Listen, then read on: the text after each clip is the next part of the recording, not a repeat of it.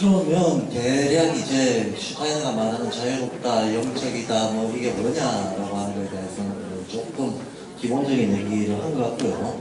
뭐 할 수 있을지 없을지는 모르겠지만 어쨌든 방법에 대해서도 슈타이너가 말하는 건 결국은 유기론적인 관점을 갖추면 점점 의식이 성숙해서 영적이 된다는 얘기거든요.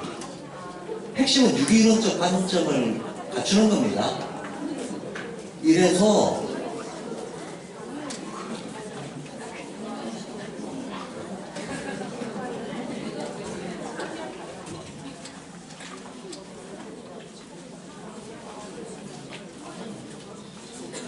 사실 현장에서는 유치원이 됐건 학교가 됐건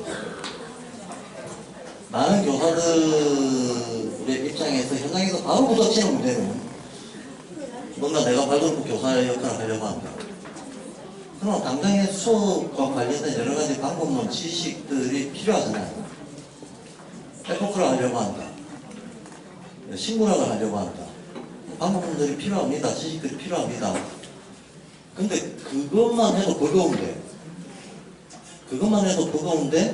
무슨 뭐 자유의 철학을 얘기하고 뭐 일반 인간학을 공부하고 뭐 아카시아 대기 공부하고 이런 거는 지금 나한테 너무 버겁다 이런 갈등을 현장의 교사들이 실제로 많이 해요.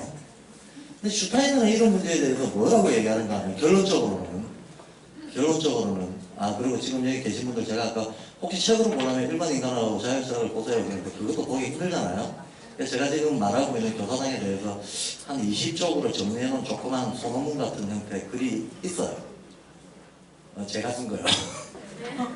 제가 쓴 글이 있습니다. 그거를 나중에 끝나고 나서 유아교사 세미나 밴드에 올리도록 하겠습니다. 그래서 그거를 좀 참고를 해보시면 오늘 강의 내용도 좀 정리가 되실 거예요. 자, 근데 지금 얘기로 할 수 있는 거로 전달해드리자면 슈타이너는 현장에서 하루하루의 일과와 프로그램이 있고 또 한편으로는 유기론적인 관점을 이해하는 거 이거 있는데 이 현장에서는 이게 두 개가 당연히 같이 가는 게 좋다는 건 누구나 다 알지만 현장의 교사들은 선택을 해야 된다면 일과 진행할 수 있는 걸 선택하고 싶은 게 너무나 당연지사죠. 그게 눈앞에 봐지니까. 근데 바로 이 문제에 대해서 슈타이너가 일반 인간에게서 한 번도 아니고 두 번도 아니고 10번 넘게 강조를 합니다. 제발 그런 짓 하지 마.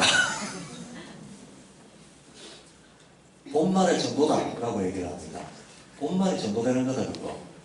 본말이 전도되는 거고 소위 말해서 관점이라고 하는 게 있고 그 관점이 금방 얘기했던 유기론입니다. 게타가 얘기했던 세상이 당연히 연결되어 있네 라고 보는 거. 연결되어 있다고 보면 어떤 게 가능해지는가 하면 그냥 나 자신에 대해서 얘기를 하자면 이렇게 되는 거죠. 내가 전생에서 어느 정도까지 어떤 성장을 겪었고 이 생에서 과제가 뭔지를 알았다 라고 하는 거 있어요. 그걸 지천명이라고 했잖아요. 그럼 내가 이 생에서 나를 잘 이해하면 내가 할 수 있는 것과 할 수 없는 것의 구별이 생길 거 아닙니까? 내가 바랄 것과 바라지 말아야 될 것들의 구별이 생길 거 아닙니까? 그럼 한마디로 인간이 자기 인생의 주제와 분수를 아는 거죠. 뭐 흔히 우리가 농담으로 국어 수업을 하는 이유는 주제 파악을 위해서, 뭐 수학을 하는 이유는 분수를 잘하기 위해서. 아직은 통하네요 조금. 그러니까 주제와 분수를 아는 겁니다. 주제와 분수를 알면 소위 욕망의 문제가 어느 정도 해결이 되잖아요. 욕망이 끝이 없는 이유는 주제와 분수를 몰라서 그렇잖아요. 근데 주제와 분수를 알면 자기 욕망에 대한 일종의 제어 능력이 생깁니다. 제어 능력이 생기면 인간이 차분해지고 관조 능력이 생기면 그만큼 의식이 더 발전합니다. 이런 과정들을 통해서 성숙해지는 거라고 보는데 유기론적인 사고 관점을 가지고 나한테 적용을 하고 보면 나의 주제와 분수를 알게 됩니다.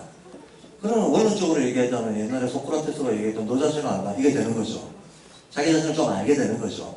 근데 이 아는 정도가 단순히 내 인생의 의미와 목적이는 좀 거대하고 추상적인 이걸 아는 게 아니고 여기서 그치지 않고 공자님은 이런 말씀을 하시거든요. 근치 재신하고 원치 재물해라. 어차피 제가 한국어로 써도 못 알아보실 거 아닙니까? 그래서 그냥 한국어로 씁니다. 가까이에는 자기 몸에서 취해라. 멀리 가더라도 주변의 사물에서 취해라. 이 말입니다. 주어가 빠져있죠. 목적어가 빠져있죠. 뭐를? 진리를. 진리를 알고 싶으면 가까이에는 자기 몸에서 취해라. 멀리 가도 주변 사물에서 취하면 된다. 멀리 갈 필요 없다는 얘기예요. 멀리 갈 필요 없다는 거예요. 이게 왜 가능한가? 아까 말했던 유기론적이기 때문입니다. 세상은 유기론적으로 이루어져 있기 때문에 똑같은 원리가 계속 반복되고 있기 때문에 주변에서 이루어지고 있는 원리를 확실히 알면 딴 데도 그대로 적용하면 된다는 거예요. 우리가 경험적인 지식을 얻으려면 세계를 떠돌아다녀야 됩니다. 실제로 고대 그리스 철학자들 중에서 대비되는 철학자가 데모크리투스라는 사람이 있었고 에피쿠로스라는 사람이 있었어요. 데모크리투스는 진리를 알기 위해서 지구의 절반을 떠돌아다녔다고 자신하는 사람이었습니다. 에피쿠로스는 자기 동네를 안 벗어난 사람이었어요. 그런데 에피쿠로스는 죽을 때 다 이루고 간다 이런 말을 하고 가요. 저기 욕조에다가 물 받아놓고 와인 한 잔 마시면서 즐겁게 놀다가 진리를 깨닫고 간다.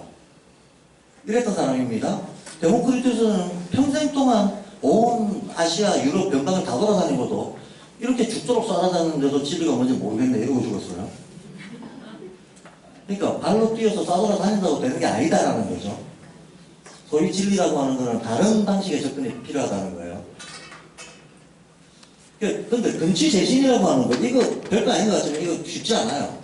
제가 아까 괴테 책의 색채론이라고 했는데 괴테의 색채론을 신지학적으로 해석을 한 책을 슈타이너가 썼거든요. 색채론 두께 이만합니다.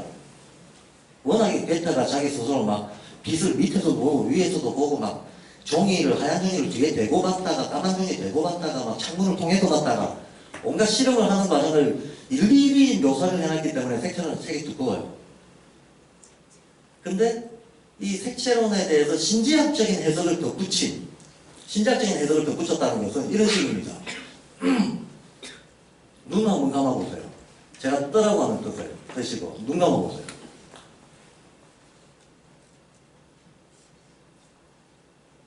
떠보세요. 눈 감고 있는 동안 아무것도 안 보이죠? 근데 진짜 아무것도 안 보이나요?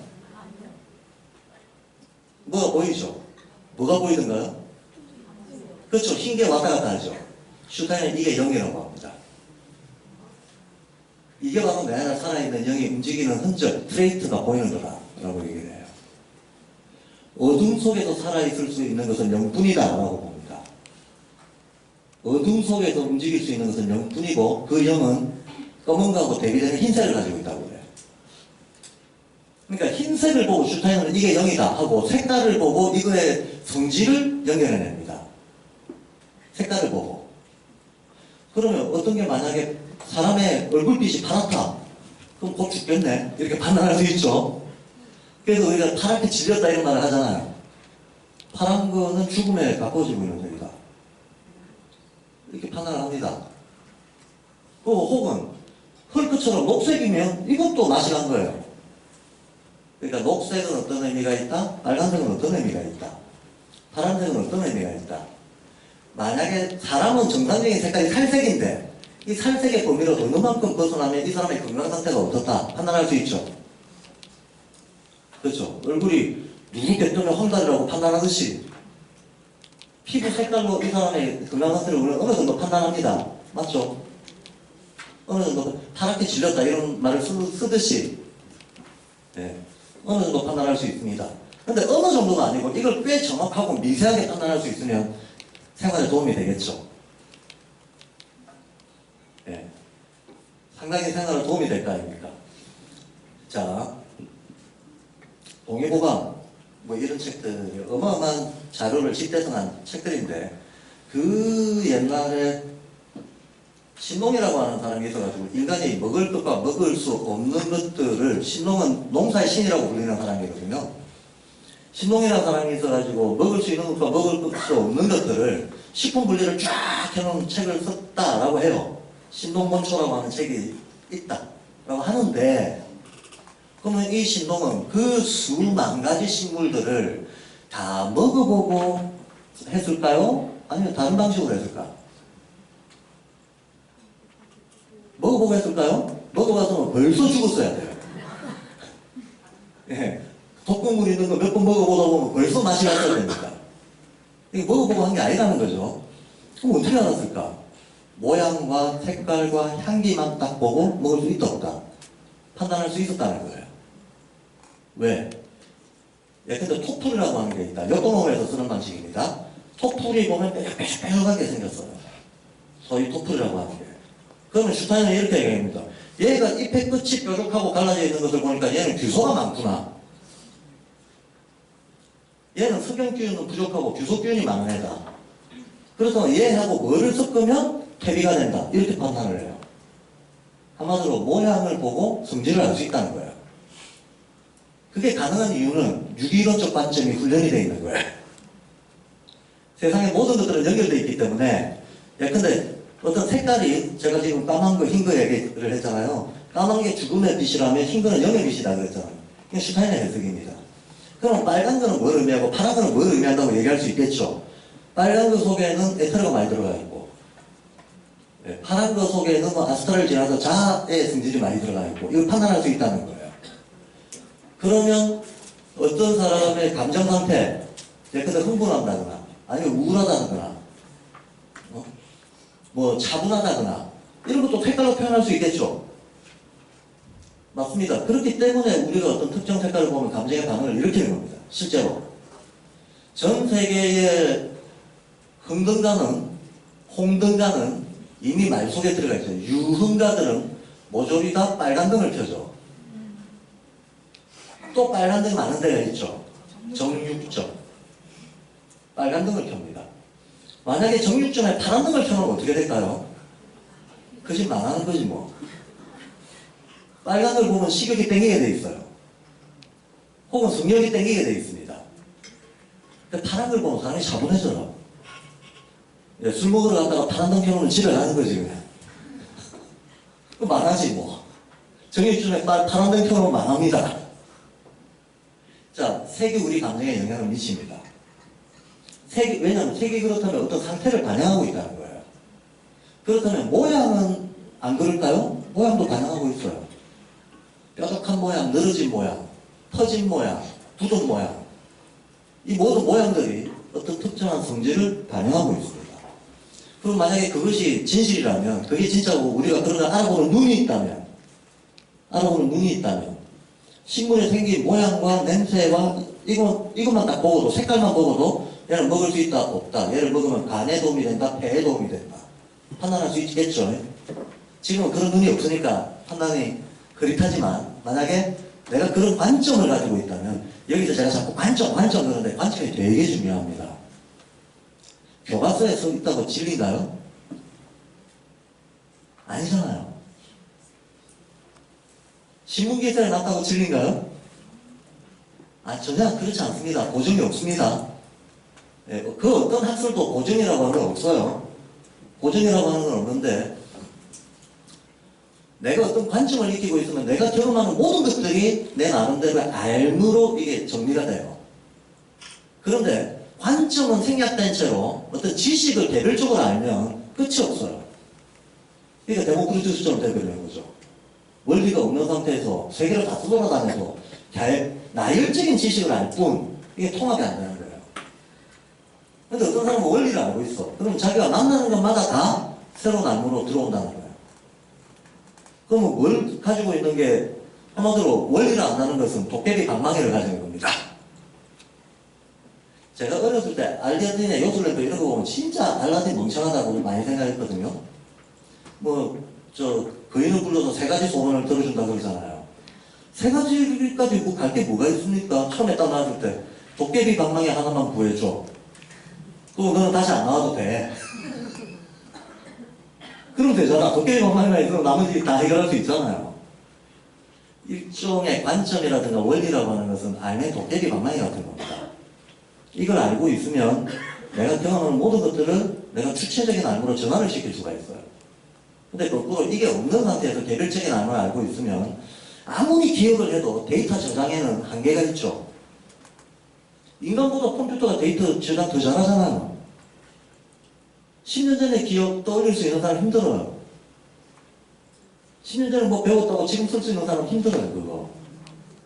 그렇죠? 근데 원리를 알고 있으면 지금 내 눈앞에 있는 몇 가지 현상과 소재들을 가지고 금방 뭔가를 만들어낼 수가 있다는 거야.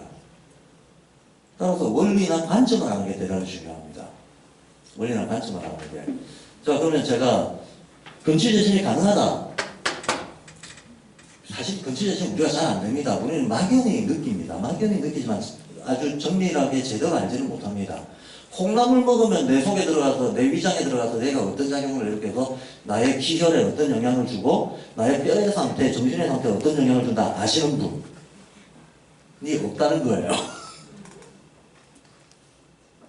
그렇죠? 내가 어떤 음식을 먹었을 때 내 몸이 어떻게 반응한다 이게 잘 몰라요, 사람들이. 근데 정말 모르냐? 평소에 아는 방법이 없냐? 알려면 좀 책 보면 알겠지. 근데 책 보는 것보다 훨씬 더 정확한 건 뭔가요? 자기를 그냥 잘 관찰해 보면 돼요. 자기를 잘 관찰해 보면, 근데 책을 보면 뭐 사상체질이 어떻고 뭐 혈액형이 어떻고 이런 거 가지고 분류 기준들이 막 나옵니다. 아니면 뭐 학명으로 막 분류를 해놔요, 모델을. 그래 놓고 이런 유형의 사람은 이런 음식이 좋고 나쁘고 먹어나 먹지 마라 막 이런 얘기들이 나오는데 해보면 어떤 건 맞고 어떤 건 안 맞아요. 여기서 책을 따를 것인가 내 몸의 말을 따를 것인가, 책을 따를 것인가 내 몸의 반응을 따를 것인가 선택해야 되잖아. 뭘 선택하는 게 지혜로운 거야? 내 몸의 반응을 선택해야 돼요. 책이 뭐라고 얘기를 하던 내가 해보니 이건 나한테 안 맞아. 그거 안 맞는 거예요, 그러면. 예, 소음인한테 뭐 콩나물이 좋다고 하는데 난 콩나물 먹기만 하면 설사를 해. 근데 병원에 갔더니 소음인이래. 그럼 내가 소음이니까 콩나물이 좋다고 콩나물 계속 먹어야 되냐 하는 거예요. 아니라는 거죠. 자기 몸의 반응에 충실해야 된다는 거예요. 자, 그러면 자기 몸의 반응에 충실하려면 우리는 외부의 그 권위보다도 나의 주체적인 관찰과 관조, 이거에 의지를 해야 된다는 거야. 이해되시죠? 외부의 그 어떤 권위에 기대지 말고 나 스스로의 독립주체적인 관찰과 관조를 우선해라. 이게 굉장히 중요한 원칙입니다.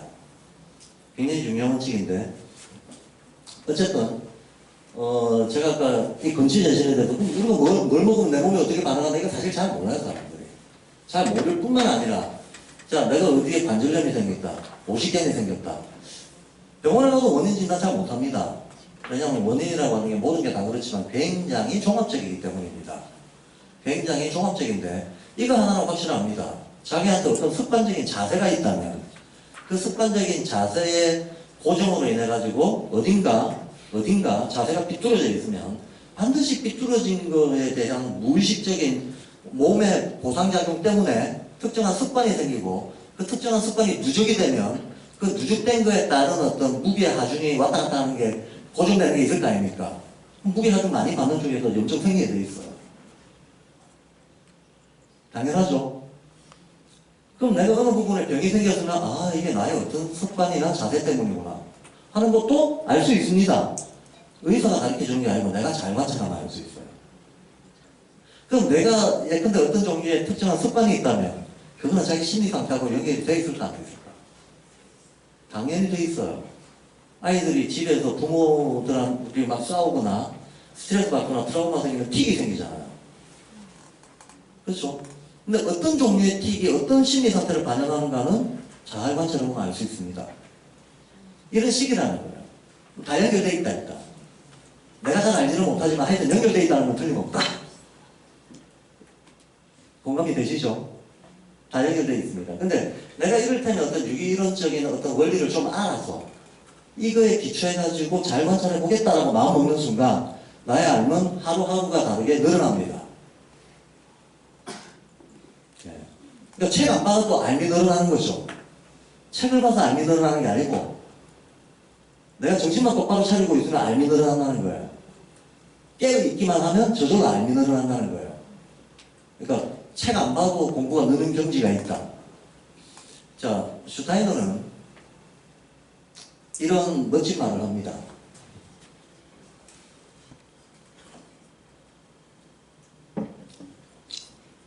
자유로운 사람은 세상에 대한 사랑으로 움직인다 그래요. 말 자체가 멋있잖아요, 일단. 근데 이때 말하는 사랑이 로맨틱한 남녀의 연정일까요?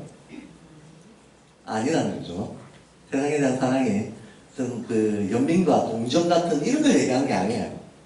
이걸 얘기하는 게 아니고, 이때 슈타이너가 세상에 대한 사랑이라고 했을 때 그 사랑은 실제로는 깊은 관심을 얘기하는 겁니다. 깊은 관심을 얘기하는 건데, 이런 뜻이죠. 자유롭다라고 하는 것은 자기 주제와 분수를 안다 그랬잖아요. 그럼 욕망이 제어가 되거든요. 근데 사실은 대부분의 사람들은 욕망으로 살아가잖아요. 출세하고 싶다, 돈 벌고 싶다, 내가 남보다 잘나고 싶다, 뻐기고 싶다, 이런 욕망으로 살아갑니다. 좋은 걸 얻고 싶다. 그런데 소위 자유롭다는 사람들은 자기 욕망에 대해서 주제 분수가 정리가 돼 있어요. 그러면 욕망 때문에 살지는 않아요. 예, 물욕, 권력욕, 명예욕 이런 게 이 사람을 움직이지 못한다는 거예요. 자기 인생의 지천명이 확실하게 돼서 자기 사명을 아는 사람은 그거에 집중하지, 예, 딴 거에 좌고우면하지는 않는다. 욕망의 문제는 정리가 된 사람이에요. 근데 우리는 보통은 욕망이 없으면 삶에 의욕이 없을 거라고 생각이 된단 말이지. 그런데 슈타이너 같은 이게 수준 높은 사람들은 욕망만이 인간의 동기가 아니다라고 해요. 더 깊은 동기가 있다라고 합니다. 그러면서 이렇게 욕망이 정리된 사람도 세상에 대한 깊은 관심으로 어떤 행위 동기 부여가 된다라고 얘기를 해요. 이게 진짜 그럴까? 진짜 그럴까? 진짜 그래요. 진짜 그렇다는 걸 어떻게 알 수 있는가? 우리가 어린 시절을 생각해보면 압니다. 자, 만약에 세상에 대한 사랑, 그것이 정말 영적인 거라고 한번 생각해 봅시다. 자유로운 사람은 세상에 대한 사랑이 동기가 된다고 한다는, 이 사람은 영적인 거잖아요. 바로 이 사랑으로 인해서 인간은 영적이 된다는 거잖아요. 더 영성이 더 발달해 간다는 거잖아요. 그러면 이 세상에 대한 사랑이라고 하는 게 인간한테 뭘로 나타나는가? 무엇으로 나타나는가? 어렸을 때 이게 뭘로 나타나는가 하면요, 호기심이에요. 호기심. 우리 인간은 본능적으로 호기심을 가지잖아요. 특히 애들은 호기심 천국이잖아요. 애들이 말 배우기 시작하면 얼마나 말이 많습니까? 근데 이놈의 말이 입에 붙어 다니는 왜 했잖아요. 그렇죠? 별걸 다 물어보죠. 깨구리는 왜 태어났어? 해는 왜 떠? 비는 왜 내려? 밤낮이 왜 있어? 애들 온갖 걸 다 물어보잖아요. 그걸 왜 이렇게 써야 돼? 완전 호기심 천국입니다. 완전 호기심 덩어리입니다. 근데 슈타이너는 자유철학에서 인간이 왜 호기심을 가지냐? 그게 바로 영성의 자기 표현이다라고 봐요. 호기심이란 본질적으로 아빠 해가 왜 떠? 이렇게 하면 그러면 비가 왜 내려? 라고 하면 한번 쫓아가 봅시다. 비가 왜 내리는가? 먹구름이 생기니까 내리지. 먹구름에서 비가 내리니까. 그럼 먹구름은 왜 생기지? 어느 대륙권에서 말이야. 대륙의 온도 변화, 찬 공기, 더운 공기. 이런 애들이 왔다 갔다 하다가 중간에서 먹구름이 형성이 되는 것이 특정의 온도 변화 속에서 특정의 그 기체가 액체성으로 변하는 현상입니다. 과학적으로 말하면 이런 거죠. 그럼 걔들은 온도 변화는 왜 있어? 덥고 추운 거는 왜 있어? 뭐 이런 식으로 따져보고 가보면 쭉쭉쭉쭉쭉쭉 다른 암들과 연결이 될 거 아닙니까? 그럼 비가 내린다고 하면 이 현상은 결국은 지구의 어떤 기후가 왜 변화하고 왜 어떤 특정 시기에 특정 대류 현상이 생기는가, 이걸 알아야 비가 내린다는 거 알 거 아닙니까? 설명이 될 거 아닙니까? 나침반에 빨간 거는 왜 맨날 북쪽을 가르쳐? 그거는 북쪽에 자성이 있다는 걸 알아야 될 거 아닙니까? 북쪽에 자성이 없는 이유는 태양계에서 지구가 어떻게 돌아가는가 알아야 될 거 아닙니까? 이게 연결이 안 되면 설명이 안 되는 거죠. 그럼 호기심이라고 하는 것은 본능적으로 딱 보기에는 연결이 안 돼 있는 것 같은 세상의 여러 가지 것들을 통합해서 이해하고 싶은 본능이라는 거예요. 이게 통합이 돼야 그게 그렇구나 하고 이해가 되는 거예요. 먹구름이 끼는 현상하고 비가 내리는 현상은 감각적으로는 두 개의 별개의 사건이죠. 구름은 어쨌든 기체고 비는 어쨌든 액체인데, 예. 애가 보기에는 감각적으로는 별개의 사건이에요. 근데 어른이 보기에는 먹구름 끼면 비가 올 징조예요. 우리는 경험적으로 그 정도 연결은 해요. 근데 경험을 뛰어넘어서 세상이 이리저리 연결되어 있다는 걸 아는 게 아는 거고, 그게 왜 그렇지라고 그게 이거죠. 슈타인의 이렇게 감각이 우리를 세계가 분리되어 있다고 착각하게 만든다. 그런데 영적인 사고가 이렇게 분리되어 있다라고 느끼는 이 세계가 본질적으로 통합되어 있다는 것을 알게끔 해준다. 감각이 세계를 분리하고 사고가 세계를 통합한다 라고 얘기를 해요. 그럼 우리는 처음에는 이 세상을 만날 때 감각으로 만납니다. 감각으로 만나면 세계는 다 분리되어 있어요. 그러면 우리 내면에 있는 영이 튀어나간다는 거죠. 아니야. 원래는 통합되어 있는 거야. 그러면 이게 통합되어 있다라고 하는, 분명히 통합되어 있을 거야 라고 하는 본능적인 영적 감수성과 경험적으로 분리되어 있는 세계 사이에 갭이 있잖아요. 이 갭을 메꾸고 싶어 하는 거. 이게 호기심이다 하는 거예요. 이게 호기심이다.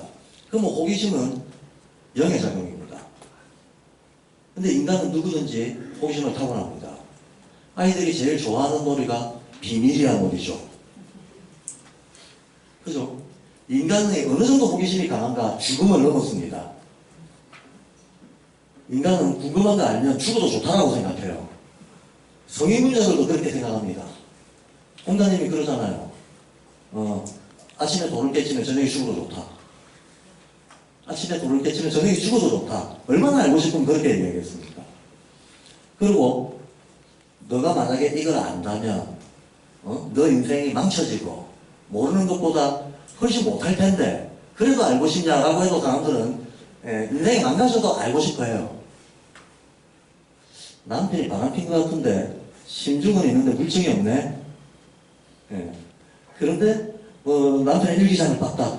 이걸 확인하면 좋을 게 하나도 없고 다 풍지박산이 날 것 같은데 볼까 말까 이런 상황이 있다고 해봐요. 보였어요? 안 보였어요? 다 보지 뭐. 100% 다 봐.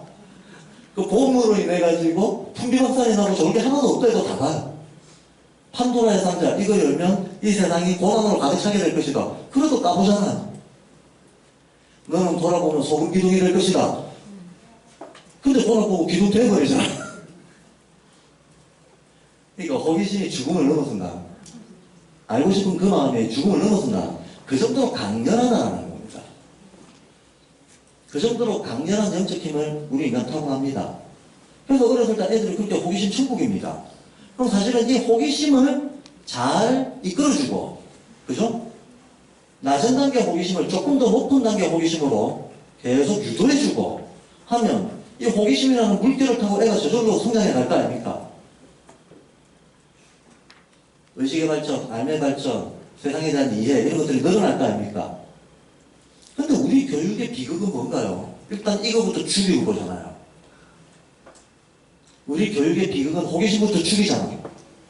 네가 뭐에 관심 있는가는 세상은 관심 없고 세상이 표준적이라고 하는 거를 익혀라 그냥. 이게 우리 교육의 비극이잖아요. 내가 아니야말로 공부 못하는 애들이 공부 못하는 이유는 딱 하나입니다. 안 하니까 못하죠. 그럼 공부 안 하는 이유도 본질적으로 하나뿐이에요. 하기 싫으니까 안 하지. 하기 싫은 이유도 본질적으로 하나뿐입니다. 관심 없으니까. 관심 없는 이유도 하나뿐입니다. 애초에 내가 그게 궁금했던 게 아닌데 외부에서 강제된 거니까. 애들이 수학 제일 싫어하는데 수학 싫어하는 이유는 딱 하나입니다. 안 궁금한데 뭐. 어렸을 때 궁금하지도 않은데 뭐 분수해라 곱하기 해라 안 궁금한데 왜. 그러면 좋은 가르침이란 뭔가 언젠가는 이게 자연히 궁금해질 때가 있거든요. 어떤 단계에서 이게 자연히 궁금해져요. 궁금해질 때 몰아넣어야 돼요. 궁금하지도 않은데 집어넣으면 어떻게 되냐? 아이 싫어 라고 하는 첫인상이 딱 잡히잖아요. 근데 이게 인간이 세상의 모든 것에 대해서 첫인상이 되게 중요합니다. 내가 어떤 사람을 한번 좋게 보기 시작하면 뭔 짓을 해도 좋아. 예, 막 좋다는 거에 맞추어서 해석이 되는 거죠. 거꾸로 저 사람이 싫으면 다 또 역해석을 해버립니다. 예, 그래서 감각품들의 특징은 자기의 심정과 해석이 팩트가 되어버리잖아요. 그런 거 우리가 사실 일상에서 많이 겪는 일입니다. 많이 겪는 일인데 여하튼 여기 이제 호기심 문제를 호기심의 영성에다 이거 좀 공감이 되시나요? 호기심 그 자체가 영적인 표현이다. 요걸 잘 살려줘야 된다. 요걸 잘 살려주는 게 좋은 교육이다. 근데 이 호기심이라고 하는 게 애들이 수학을 보편적으로 다 싫어한다. 왜 보편적으로 다 싫은가 하면 수학 안 궁금한 보편적인 나이 때 너무 빠르게 수학이 들어가요. 빠르게 수학이 들어가면 첫인상이 어떻게 되냐? 수학은 재미없는 거 싫은 거. 첫인상이 그렇게 굳어지죠? 그럼 나중에 수학이 좋아질 만한 나이 때도 싫은 거예요. 이해되시죠? 예, 내가 문자가 좋아질 만한 나이 때가 있어요. 발달 단계가 있습니다. 그때 문자를 배우면 너무 재밌어 이게. 근데 그 전에 막 집어넣으면 재미없어요. 근데 처음에 재미없다 이게 딱 잡히면 나중에 그때로 재미없어요. 내 머릿속에 이게 재미없는 거라고 하는 게 이미지가 바뀌어버렸거든. 이미 재미없어진 상태에서 막 시킵니다. 여기서 저 실력 점수 풀면서 수학의 점수 실력 점수 풀면서 희열을 느껴본 분 계시나요? 근데 느낄 수 있다니까. 어마어마하게 재미있는 쾌감을 느낄 수가 있어요. 수학 풀면서. 성문종합 영어 장문독해 한 편 다 외우고 나서 쾌감을 느껴보신 분. 뭐 그런 사람들 별로 없겠지만 그게 가능하다니까. 한참 영어에 흥미를 느끼고 빨려 들어갈 때는 어떤 이런 거 하나 딱 외우고 나면 막 산 하나를 정복한 것 같은 게 쾌감이 와요. 근데 만약에 어떤 애가 정석을 풀면서 희열을 느끼고 장문독해를 외우면서 쾌감을 느끼는 애가 있다면 너 학력고사 10번 봐도 스트레스 안 받겠죠? 학창시절이 트라우마 덩어리가 되지 않을 거 아닙니까? 재밌었으니까. 애들 재밌는 게임 해가지고 3박 4일 하잖아요. 잠 안 자고 라면만 먹고 2박 3일 하는 애들 진짜 많습니다. 그러고도 별로 안 피곤하고 재밌었다라고 기억하지 힘들었다라고 기억 안 해요. 근데 왜 우리는 학창시절을 다들 힘들었다고 기억합니까? 하기 싫은 걸 시키니까. 관심 없는 걸 했으니까. 그러니까 학습 노동이 됐던 거죠. 학습 노동을 강제 노동을 한 거죠. 한마디로 마치 죄수처럼. 그러니까 학창시절들이 다 칙칙한 거지. 저는 옛날부터 제가 하기 싫은 거 진짜 안 하고, 생겨보는 꼴 자체가 납득 안 되면 안 하고, 하고 싶으면 막 집중하고, 이렇게 타고났었어요. 그래서 공부하고 싶을 때 공부하고, 하기 싫을 때 진짜 죽자고 안 했습니다. 그러니까 저는 실력 점수 풀 때 되게 재밌었어요. 야, 이런 세계가 있네? 너무 재밌네? 하루에 정석 처음부터 끝까지 다 풀고 그랬습니다. 너무 재밌네 하면서 그 영향이 지금도 어쨌든 남아있어요. 그래서 어떤 과정들을 딱 보면 저거는 정석 184페이지에 유제 3번에 보기 2번에 해당하는 공식이 어떻게 응용되면 저게 나온다. 뭐 제가 일부러 하려고 하는 게 아니고 많이 익히다 보니까 그게 익어져 있는 거지. 그게 일상생활에서 도움이 될 때도 분명히 있습니다. 재밌게 공부한 사람들은 외우는 게 아니거든. 이게 이해를 하고 있으면 다 적용이 되거든요. 물론 이제 많이 반복해서 보다 보면 기억도 잘 되지만 잘난 척해서 죄송합니다. 근데 그게 가능하다. 제가 다른 사람의 사례를 모르기 때문에 제 사례를 얘기하는 거예요. 다른 사람의 사례 그게 가능하다라는 얘기를 하는 겁니다. 그게 가능한데 우리는 그게 불가능한 방식으로 가르칩니다. 조기교육 방식으로. 네가 궁금한지 안 궁금한지 세상은 관심 없고 세상에 시키는 거 해라 이렇게 접근하니까 안 되는 거예요.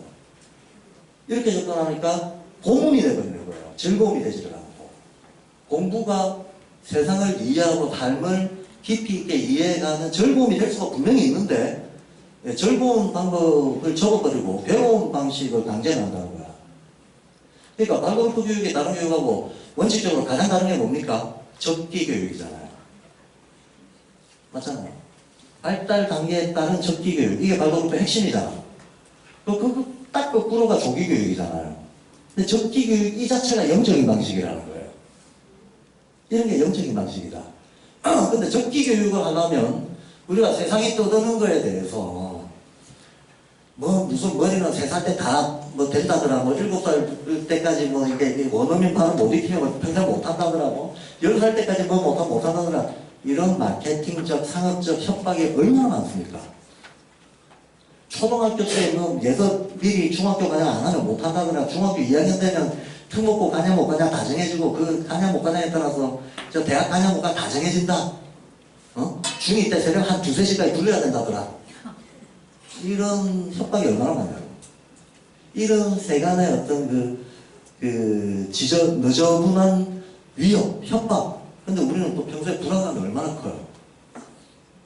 대부분의 사람들이 삶을 굉장히 큰 불안감을 가지고 살아가다 보니까 자기 본인이 불안한 사람은 외부의 협박이 잘 먹힙니다. 잘 먹힙니다. 우리 애 교육에 대해서 평소에는 그렇지, 적기 교육을 해야지, 인성 교육을 해야지 이러다가 성적표 딱 받아보는 순간 눈이 뺑 돌아가는 거지.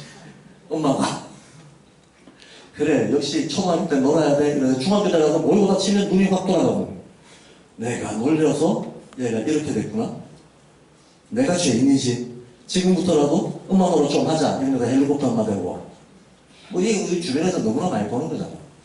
그러니까 사실 우리가 적기 교육이라고 하는 거를 교사가 됐든 부모가 됐든 할 수 있으려면 그거에 대한 확신도 커야 되고, 그죠? 그냥 믿음이 아니고 정확하게 이렇게 돼 라고 하는 확신이 있어야 되고, 그 확신을 바탕으로 끈기 있게 기다려야 됩니다. 때가 오기를 끈기 있게 기다려야 됩니다. 적벽대전에서 화공을 써가지고 그 제갈공명이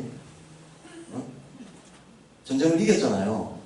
근데 화공이 성공했던 이유는 동풍이지 서풍이지 무슨 뭐 남동풍이지 어느 바람이 불어서 그때 그 바람이 부는 걸 알고 방향을 딱 잡아가지고 적군은 저쪽에 있으니까 이쪽에 불 붙이면 절로 다 가겠네. 타이밍을 쟀던 거 아닙니까? 근데 그 동풍이라고 칩시다. 아무 때나 부는 게 아니잖아요. 그 시기에 딱 부는 거잖아요. 그럼 그 점수를 쓰려면 그 타이밍이 중요하잖아. 그 타이밍에 불을 질러야지. 거꾸로 다른 타이밍에 불 지르면 내가 다 타지. 이게 타이밍이 굉장히 중요합니다. 이 타이밍에 맞춰서 했을 때만 이 전략은 성공할 수 있습니다. 사실은 공부도 마찬가지예요. 그 타이밍에 맞춰서 딱 하면 한 10의 힘을 쓰고도 100의 효과를 볼 수 있는데 다른 타이밍에 하면 100의 힘을 쏘고 다 망쳐. 마이너스 100대. 싫어지기만 하고. 이래야 된다는 거예요. 그래서 발동된 적기 교육을 합니다. 자, 이제 앞에 깔 얘기는 거의 다 깔았습니다. 교사당에 사실 다 한 거예요. 이제 교사당에 대한 마무리를 좀 들어가겠습니다. 어떤 교사가 좋은 교사냐? 처음에 했던 얘기. 자기 스스로 영적인 교사. 근데 영적인 교사는 뭐냐? 어렸을 때 호기심 안 가, 이게 영적인 거예요. 이게 잘 보호가 되거나,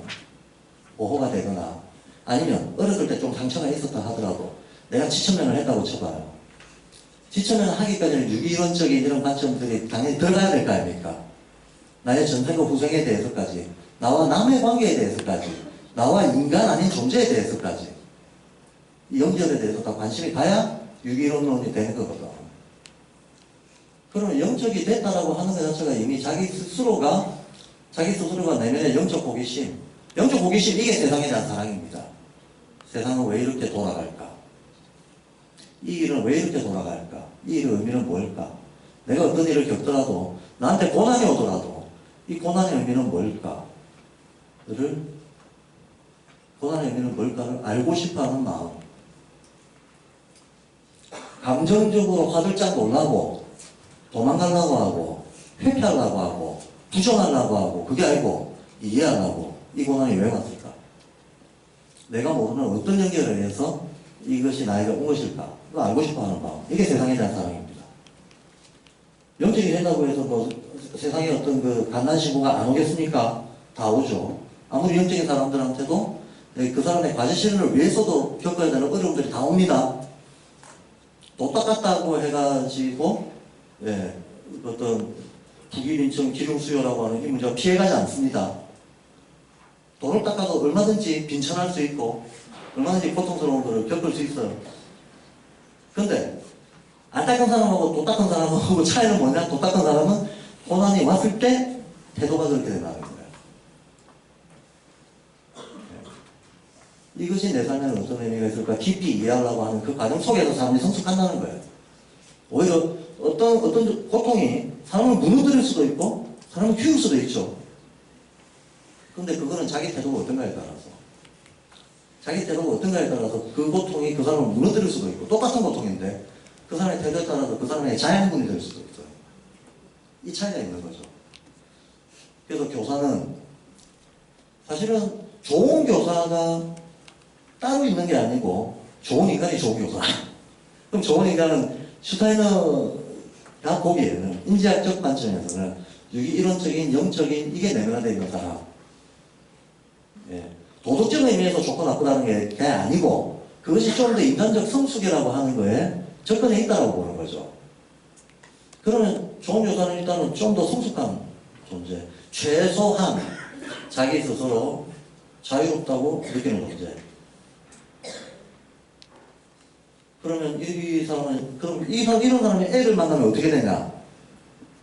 애를 만나면. 자, 일반적인, 이것 딱 일반 인간에게 나오는 얘기입니다. 일반 인간에게 나오는 얘기가 요즘 유물론적인, 과학적인 이런 세계관에 물들어 있는 교사들은 우선은 자기가 교사를 한다는 이거 자체의 의미를 직업으로 생각한다 이거죠. 직업은 경제활동이잖아.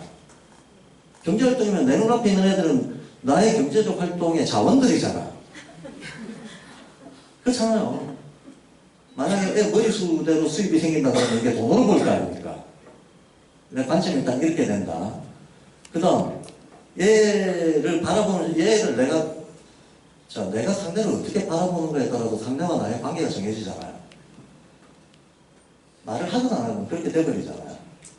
근데 내가 얘를 자원으로 바라본다? 이것도 문제지만, 내가 가지고 있는 상식적인 어떤 세계관에 따라서 보면, 얘는 인간이라고 하는 약간 똑똑한 진화된 동물의 새끼야.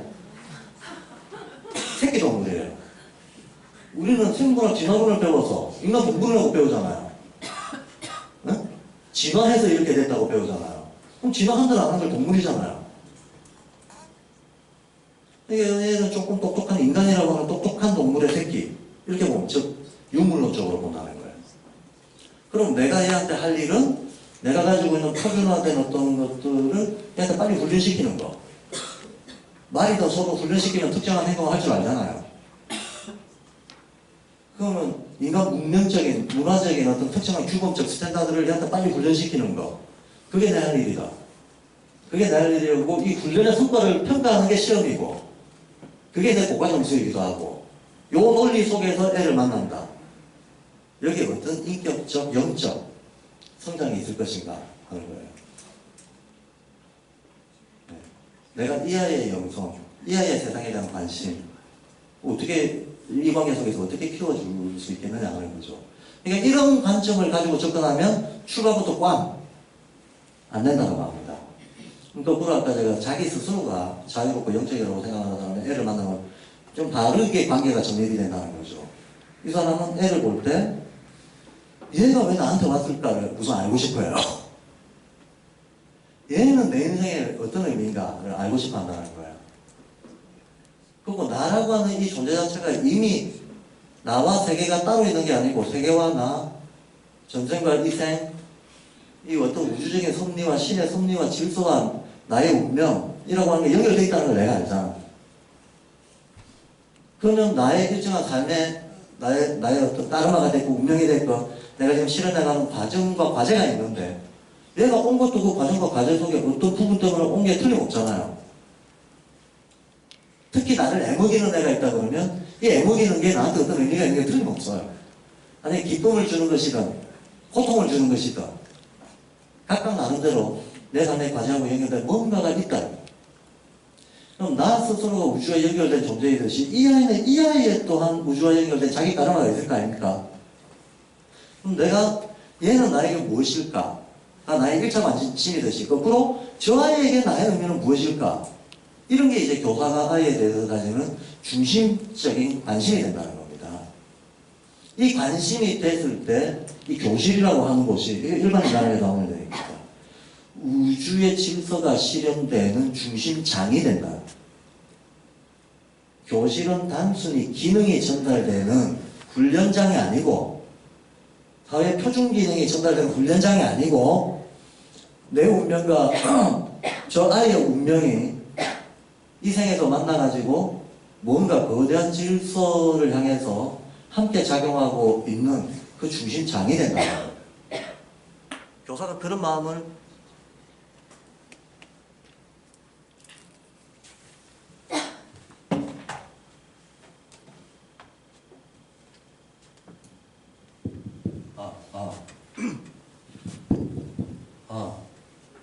마이크가 되나요? 네. 교사가 그런 마음을 자연스럽게 가지게 된다는 겁니다. 공감이 되세요? 내가 유기론적인 관점을 가지고 있으면 내 운명 속에서 이 아이의 의미, 이 아이의 운명 속에서 나의 의미를 보려고 하게 된다는 거예요. 하나의 거대한 우주와 우주, 카르마와 카르마가 만나는 관계를 보게 된다는 거예요. 그리고 이 아이의 행동 하나하나에 대해서도 아까 말했던 영적 관심과 호기심을 가지게 된다는 거예요. 그러면 내가 지금 진도가 나가고 있어요. 근데 얘가 지금 진도에 관심이 없습니다. 이때 교사 갈등해야 됩니다. 이 진도대로 계속 나갈 것인가? 이 아이의 관심하고 호흡을 맞출 것인가? 이 아이는 왜 관심이 없을까? 관심이 없는 이유도 여러 가지 있죠. 집안에서 부모가 싸워가지고 애가 심리적으로 맛이 가 있을 수도 있어요. 그게 아니고 지금 똥이 마려울 수도 있어요. 그렇잖아요. 똥 마려 죽겠는데 선생님이 붙잡고 막 딴소리 하고 있는데 뭐 신경이 안 가. 이럴 수도 있어요. 아니면 내가 싫을 수도 있어요. 떠들고 있는 교사한테 감정적으로 뭔가 반감이 꽂혀 있을 수도 있고 여러 가지가 있습니다. 친구 관계에서 있을 수가 있고. 그런데 만약에 얘가 똥 마려운데 심리 문제라고 진단하면 전혀 문제가 그죠?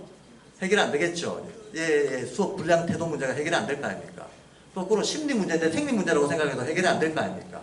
이게 심리 문제인지 생리 문제인지 알 수 있는 바로미터는 뭘까요? 오로지 나의 이 아이에 대한 관심이에요. 내가 이 아이한테 진짜 관심이 있으면 바로 알 수 있습니다.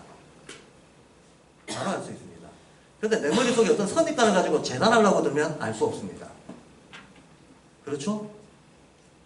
어떤 교육학 지식이나 어떤 선입관도 나의 투명한 관심보다 앞설 수가 없어요. 자, 그러면 정리를 하자면 정말 훌륭한 교사는, 가장 결론적으로 훌륭한 교사는 내가 지금 만나는 아이를 내 운명의 일부로 보고, 그리고 내가 나 스스로에 대해서 그렇듯이 내 삶에 대해서 끊임없는 호기심을 가지듯이 이 아이의 관계에서 정말 투명한 관심을 가지는 거, 이게 가장 훌륭한 교사상인 거지. 이것이 있기만 하다면 그 외 여러 가지 기능적인, 방법론적인, 기술적인 문제들은 그 필요에 따라서 자연히 더해지는 거예요. 슈타인은 딱 이렇게 얘기합니다. 이 자세가 있냐 없냐가 모든 것을 결정한다. 이 자세가 있으면 이 교사가 기능적으로 100치에 가까워도 상관없다 그래요. 지식적으로, 프로그램적으로 100치에 가까워도 상관없다. 둘의 관계 속에서 끌어내게 된다고 합니다. 또 이 아이의 어떤 태도도 내가 대하고 있는 교사가 누군가에 따라서 달라지잖아요. 그렇죠? 기대도 달라지고 관심의 방향도 다 달라집니다. 따라서 정해져 있는 게 아니고 이 고유한 관계에 따라 가지고 뭐가 필요한지가 저절로 나타납니다. 이 나타난 것을 있는 그대로 볼 줄 아는, 보려고 하는 그 자세가 모든 것이다. 그래서 발도르프 교사는 교과서가 필요 없고 수업을 창조한다. 수업을 창조한다. 어디에 돼 있는 수업 매뉴얼을 가지고 와가지고 재현 반복하는 거 아니다라는 거예요. 그러면 우리는 사실은 이 말만 딱 들어도 한편으로는 되게 쉽고 한편으로는 되게 어려워. 한편으로는 되게 쉬우면 내 마음대로 하면 되겠네. 한편으로는 되게 어려운 거는 내가 진짜 영적인가? 정말 어떤 사람이 영적인 태도를 가지고 있다면 한마디로, 근데 진실은 이런 거죠. 이 사람이 정말 영적 태도를 가지고 있으면 지 마음대로 해도 돼요. 지 마음대로 해도 가장 훌륭한 수업이 나온다는 겁니다. 근데 전제가 안 돼 있다면 안 된다는 거죠. 그 어떤 화려하고 세련된 수업을 해도 아이의 영성의 성장이나 어떤 예비적 배려에 별 도움이 안 된다는 거예요. 또 거꾸로. 그러니까 모든 출발점이 교사의 상태에 달려있다라고 끊임없이 강조합니다. 오로지 교사의 내면 상태, 이게 전제가 되지 않으면 나머지는 다 헛거다. 일단은 슈타이너가 제시하는 교사상은 이게 핵심이고요. 이게 핵심이고, 그래서 교사가 수업을 창조한다는 말을 계속합니다. 창조할 수 있는 전제 조건으로는 이와 같은 태도와 자세, 세계관을 가지고 있어야 된다. 따라서 만약에 슈타이너 사상에 대해서 우리가 동감을 한다면 인지학이 먼저냐 방법론이 먼저냐 이러면 고민이 안 돼요. 고민거리가 아니라는 거야. 그건 고민거리가 아니다. 오로지 내 태도에 따라서 방법론은 천태만상으로 나타난다라고 하는 이걸 가지게 된다는 거예요. 남들이 어떻게 했는 건 다 참고사항이죠. 남들이 어떻게 했는 건 그냥 참고사항이고, 지금 나한테 구체적으로 고려하기 필요한 것들은 여기서 매일의 일상에서 아주 다양하게 창조적으로 솟아나는 거죠. 그때그때 판단해야 돼요. 그때그때. 그러니까 오로지 내 내면 상태를 늘 갈고 닦고 있는 거, 요게 핵심이다. 사실은 이제 슈타이너가 말하고 싶어하는 교사 상은 정리하자면 이게 답니다. 정리하자면 이게 답니다. 그러나 현실적으로는 이런 문제가 있죠. 제가 이때 쭉 어쨌든 뭐 많은 얘기를 했습니다만 딱 듣고 나서 아니 나는 영적이 아닌데 어떻게? 사실 발도르프 교사를 가장 괴롭히는 게 슈타이너가 설정해놓은 높은 기준이에요. 이런 사람이 발도르프 교사하세요 라고 해놨는데 이 기준이 너무 높아요. 기준이 너무 높아요. 근데 그래서 제가 현실적으로는 이라고 얘기합니다. 현실적으로는 내가 과연 슈타이너가 말하는 영적이고 자유로운 인간인가, 의식권 이상을 획득한 인간인가. 그렇다 그러면 나머지 문제들이 다 해결된다고 했는데 현실적으로 아니거든. 그런 인간은 오히려 굉장히 희소하고 드물잖아요. 그래서 저는 그거를 우리 시대에 조금 수정해서 이렇게 말씀을 드리고 싶어요. 적어도 그렇게 되려고 애쓰는 인간, 그 방향성을 놓치지 않는 인간, 그 방향성을 놓치지만 않으면 매일매일 조금 발전할 것이다.